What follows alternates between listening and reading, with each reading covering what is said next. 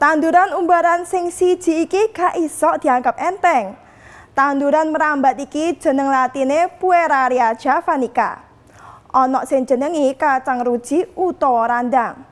Lah wong Nganjuk ngarani delenan, polahe bentuke koyok kacang kedele.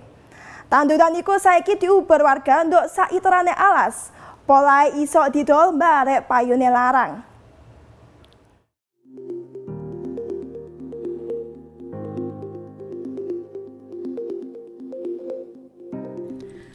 Warga sing urip nang pinggir alas nang dusun Kepuh Telu, Desa Balongrejo, Kecamatan Bagor, Kabupaten Nganjuk, duwe penggawean sing dilakoni saben mangsa ketiga.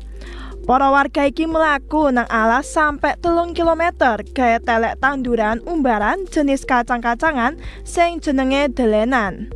Masio kepitung umbaran, tanduran iki duduk sembarang tanduran.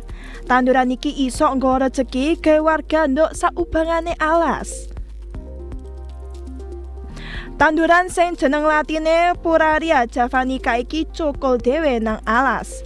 Warga gak perlu nandur apa maning rumat. Kabeh wis cepak warga karek metik nang rumbuk-rumbuk nduk alas terus digawa mulih.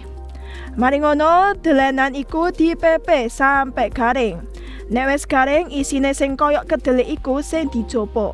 Sauntara godhong barek batange dibuak.